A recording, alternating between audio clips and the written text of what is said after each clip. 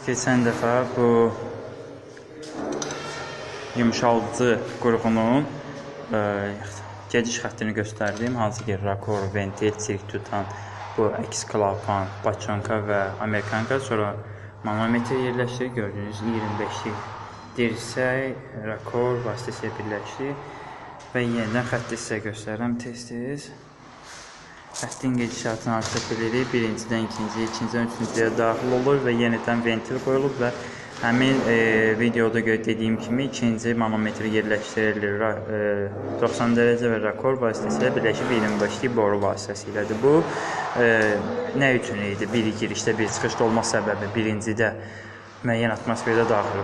Burada atmosfer aşağı düşürsə, deməli yumşaldıcıların hər hansı birində tutulma baş verir. Ondan sonra solenoide keçdi, sonra iki ventil vasitəsilə bağlanır. Rakor və rakorlar vasitəsilə açılıb bağlanmaq üçün xətti keçən dəfə burada göstərdim. Traynik boş idi. İndi isə bax həmin xətt boru çəkilib.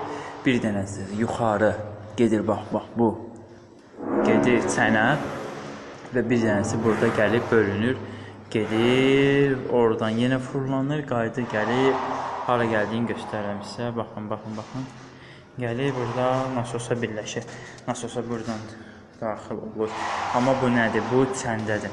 Çəndə bildiyimiz ki, yumşalmış su olur. Çən gəlir, buradan su girir motora, nasosa daha doğrusu. Nasos buradan ötürür, bu xətt vasitəsilə gedir.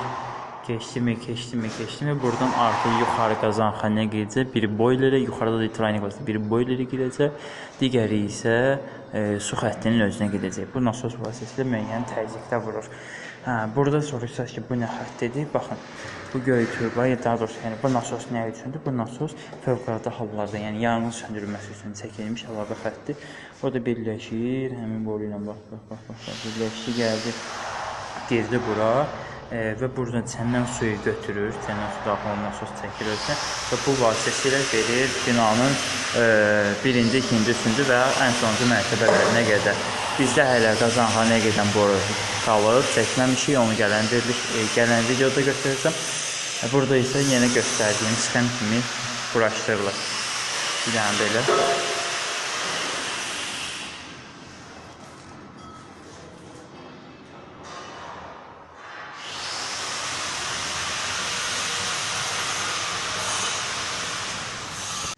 Boiler nə üçündür? İsti su hamamlara, tualetə, mətbəxə isti suyun verilməsi üçündür. Qazanxanada yerləşdirilən boilerin məqsədi budur.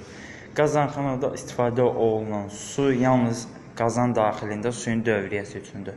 Yəni burada gördüyünüz bu xəttlərin içərisində daxil olan sular, kollektorda, dəncə qabında burada olan sular gedir və təzədən yerinə qayıdır.